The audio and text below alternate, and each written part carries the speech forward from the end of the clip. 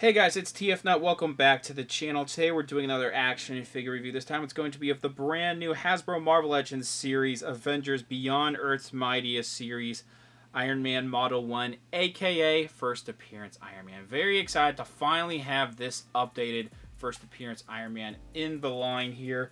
I do have the Toybiz one, which is not in the greatest of shape, unfortunately, but I will bring that out for a comparison later on in the review. And I really liked last year's First Appearance Spider-Man.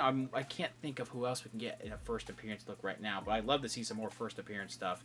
This one looked really cool when it got revealed, but the price is a little steep depending on what retailer you went through. I went through Amazon, and when I pre-ordered it, eventually the price dropped for me. So I actually paid like 26 bucks, whereas you could pay up to like 27, 28, or even like 30 bucks depending on the retailer, unfortunately. So this packaging here, as you see, it is the windowless boxes. We are getting those back soon. I believe the first one's going to be the Marvel Knights wave that's going to get that back. But honestly, the packaging design here is actually really nice with the figure on here, as well as classic comic panels integrated in here, and I think the colors are also really nice. And you can also see the back of the packaging. Just give you a 360 of this packaging because a lot of you are familiar with this by now. I do have the barcode here in case you need that, if you want to pause and screenshot that. Here's a 360 of the figure out of the packaging, and honestly, I think they did a pretty awesome job with this figure. I do think the price is a tiny bit steep, but I could argue that it is pretty appropriately priced. It's really, really nicely done. Some things I'm not too big of a fan of, but it's still really good. Let's go ahead and take a look at the accessories, then we'll take a closer look at the figure. Now, the figure comes packaged with open hands, so we have the fists here. We all knew that this figure was going to be molded in a silver type of metallic plastic. We have a little bit of like swirling going on in the thumb towards the back of the hand there too. Yeah, we do have some pretty good detailing in the palms and in the fingers, like all these notches going on in there, making it look like a real metal suit. All that looks really good. So we knew about the silver molded plastic, but I didn't know that we were going to get these details on the back of the hands to make it look like worn and torn, just details. And I actually think that is pretty cool. I think I would have preferred the figure be all chrome, but if they have to add a little bit to bring out some details and make it look a little bit more detailed, then I don't hate that. And it's like this throughout the figure too. We'll talk about that in a second. We get two of these blaster effect pieces. We've gotten these repulsor pieces plenty of times in the past, and I don't think they could update it, but I don't think they really need to. It still looks fine. It's more of a darker orange going into a translucent plastic towards the tips here. This part here is removable. I'm not going to do it right now, but it can swivel here. You can port this. You see two different ports on the foot here. So that is for, a display base, but that could also be for a display base, but that's actually for the blast effect there. So that goes in really nicely. And then we do have, and I'll show off the other one in a second, two of these smoke effects. I thought I only had one, but they were actually like smushed together in the box, in the paper. So I thought I only got one, but I took them apart and got two. So that was interesting. Anyway, as you see here, we've gotten this plenty of times. Actually, not that many times. I think like last year or maybe like a year and a half ago we started getting these. And these are still pretty good. I don't think they really need to change them just yet. Maybe give us a new one in the future. But this time around it is a black smoke. So it is really sick looking actually. It looks like smoke, with all that detailing going on in there. And it's a pretty soft plastic too. You can fit one of these through there. You can snake this around. I've already done this like so. And then you just poured it in again like so. It's a little bit difficult because I can't see it, and that's how that looks when you have that on there. I don't have both of them right now. I'll do that. I'll try to do it towards the end of the review. One thing now I don't exactly remember what happens in Tales of Suspense, but I feel like with these open hands he should be able to blast stuff, and as you can see they're sculpted closed. Maybe I'm wrong, and these are just mostly meant for like posing and grabbing stuff or whatever. I feel like these should fit in there. But someone in the comments could tell me he didn't do any of that in this, and I would just be a goofy goober like usual. One thing I did want to show off with this figure is what the 80th anniversary Tony Stark head looks like on the body, and honestly, it's really awesome. It fits on here as if the head was made for the figure, which is pretty cool. One thing I will say is that I think the head sits a little too low on the body. You could make the excuse, of course, that this here is, pretty early and bulky suit for Tony, so that could always be, you know, the reason why it looks that way. And I don't think it looks bad at all. It looks really good on here. And I did want to do a comparison between the new first appearance Iron Man and the previous one from Toybiz. I think that's like 2 decades old at this point. I think I got mine in like 2009 from a local comic book store, I think. In some ways, it does still hold up. I think that it is one of their best looking figures in the Toybiz line. They were ahead of their time with a lot of stuff. I think now, though, looking at both of these, I think some of the proportions are a little bit better on the Hasbro one. That's just how it's going to be as time goes on. It's going to look a little bit more natural than what we got with Toybiz. They still did some really good stuff, like how it looks all silver still compared to how the Hasbro one looks. If they did the paint apps like they did on the Toybiz one with Hasbro, that would have been just amazing. Difference in the color with the arc reactor, of course. I think that proportion-wise, it's a little bit better on the new one than the old one. I think that the shoulders hang down a little too low. The arms are a little too long. Maybe that could be also the shoulders hanging down low. I do like that we had articulated fingers on the Toybiz one, but I think that made the hands just look just a tiny bit too big, even though they're supposed to be a bulkier suit. The hips are a little bit more round, and I think the legs are kind of, they look a little stubby to me, if I'm not going to lie. But there are still some fantastic things that hold up. You know, there's differences in like where the rivets are on the new and the old. So there's that. Some people might be paying more attention to if the Hasbro one is more accurate. I think that they both look really accurate. I would really have to look at some panels side by side to see which one is done better. But it really doesn't matter. It's been 2 decades since the previous first appearance Iron Man. I think that Hasbro did a good job updating it, even though the Toybiz one is still going to hold a really special place with me. One thing I think that Hasbro really should have done and just taken advantage of is do what they did with the Toybiz one. As you can see, there really isn't much going on in the vents where the face are, but as you can see with the Toybiz one, when you take off the mask, there is a Tony Stark head, and you could have, you know, seen his eyes through the mask as well. Now, the Tony Stark face is rather small, like comically at this point, but I think they could have done something to make it look a little bit more natural. Maybe an alternate head would have been good, but unfortunately we don't have that with the new Hasbro one. So that is something I think that even though it looks a little goofy, the Toybiz one does a little bit better than the new one. But still, both are really fantastic, and I'm glad that we have an updated one, though. So apologies for all of that delay, but we're now actually moving on to the figure, and this thing is really nice looking. I said what I said earlier about, you know, I would have liked to see maybe the eyes, like skin tone piercing through there, but on a lot of the comic panels in the art, it is blacked out, so I understand it. I think they sculpted eyes in there. If I was to remove this whole overlay, the spacing of these eyes would probably be really wonky.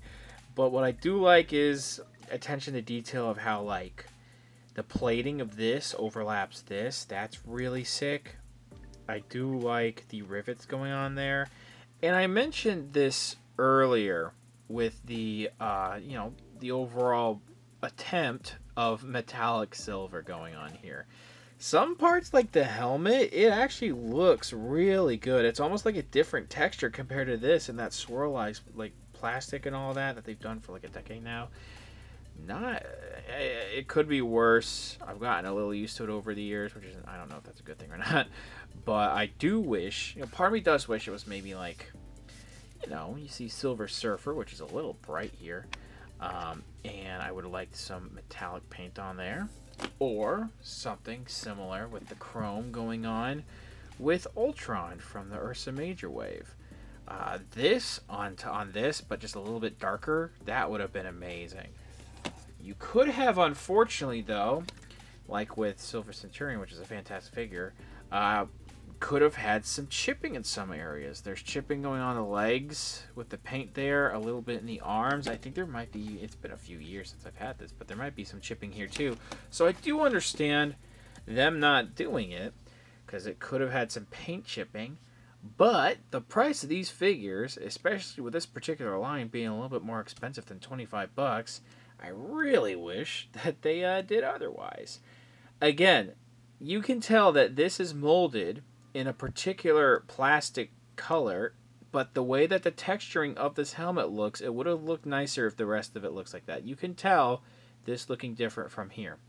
With that out of the way, the rest of that helmet, again, looks good. There's also some scratching here, and there's scratching pretty much throughout the whole figure in different areas.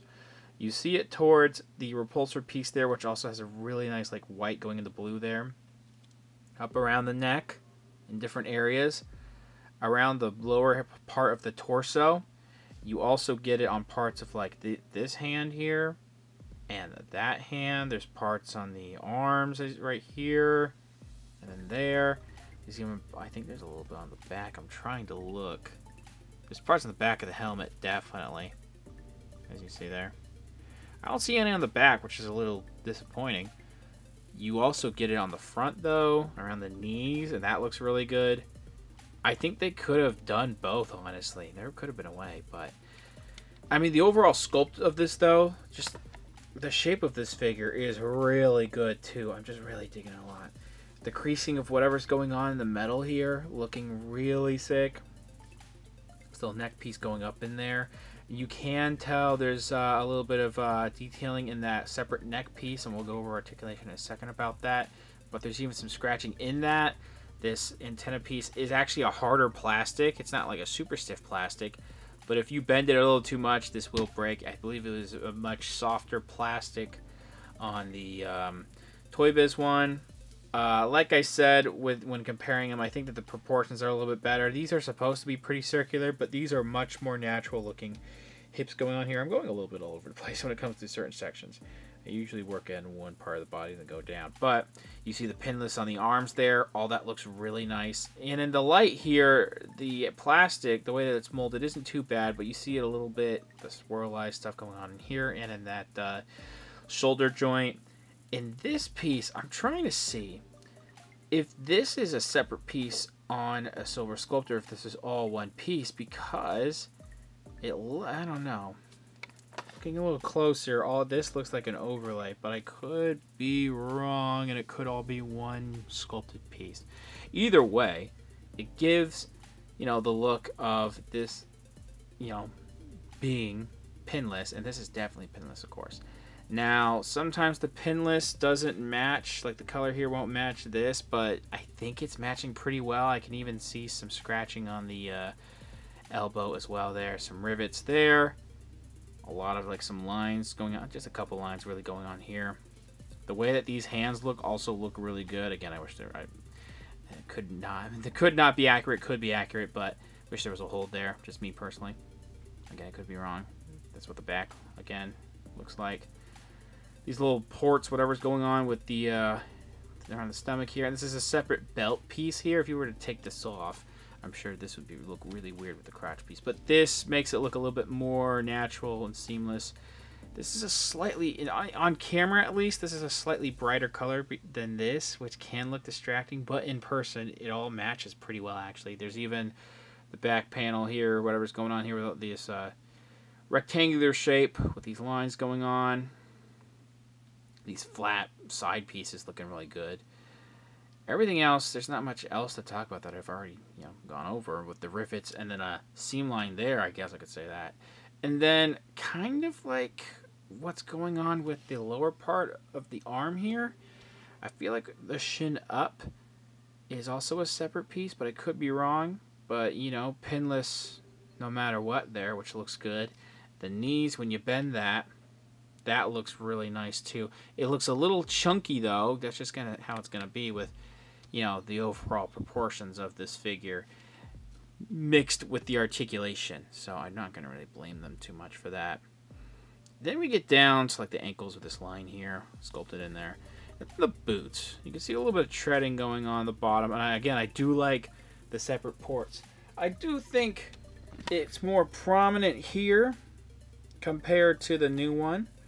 But I still don't think it's very bad either. I think it's a little much on the swirlized effect on the top of the feet, unfortunately.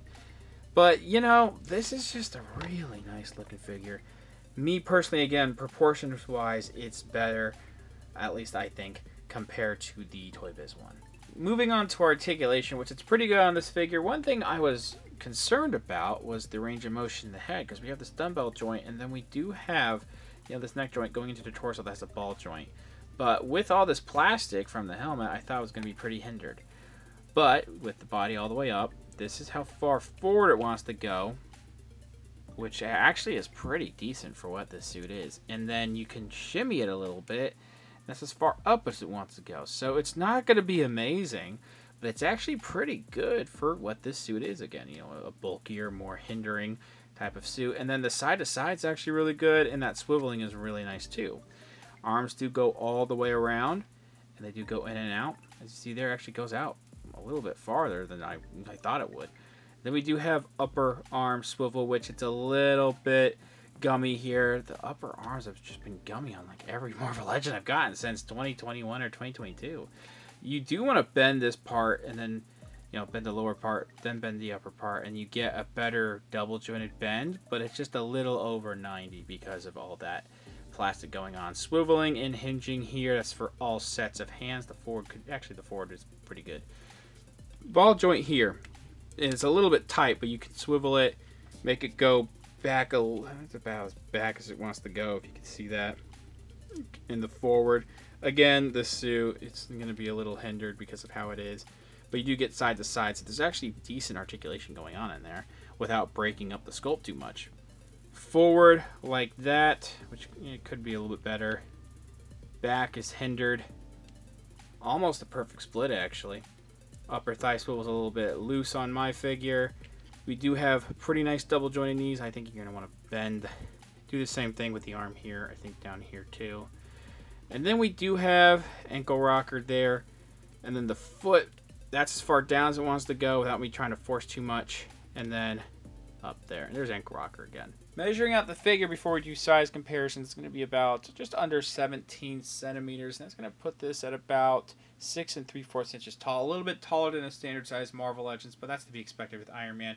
And we have a bunch of Iron Mans here to do size comparisons of. From left to right, Silver Centurion, 80th anniversary, the new Extremis Iron Man from earlier this year, and Modular Armor Iron Man. You can see all of them are pretty close in scale with each other. I think the tallest might actually be Silver Centurion. The shortest, I think, is Modular Armor. And the new first appearance is going to be really close in scale with the 80th anniversary one. So it's a pretty good middle ground for an Iron Man. Overall, the more time goes on, I am digging this figure more and more as I'm posing it. It's a really nice piece. And it's not really fair to say this, but it is a much needed improvement compared to the Toybiz one, even though that was never a bad figure, even in today's standards. But this here, it just looks more natural to me with the proportions, the overall sculpting. It is just a really standout piece in the collection when it comes to Iron Man stuff. I do think, you know, if they weren't going to do the overall metallic finish on the entire figure, they should have done what they did with the head throughout the rest of the body. You really only get how the head looks, which is really good, in the legs, which also look really good.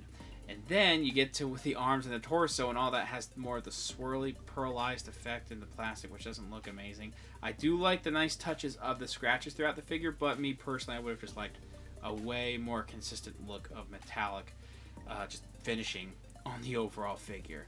The articulation is really nice, if not a little bit hindered in the arms and legs, and the accessories that you get are really cool. Maybe a blast effect for the hands would have been nice, but I do like that you could pour in the smoke and blast effects into the feet so he could look like he's flying and all that. It is a little expensive. I wouldn't pay, you know, the $27, the $29 or whatever dollars some of these retailers are charging. If you could get this under $25, I think it's a pretty good deal. Thanks for watching. Please subscribe to the channel if you haven't already. Comment down below what you think about the figure, what you think about the review. Leave a like, share amongst your friends, follow me on Instagram for more content over there, and I'll see you guys later.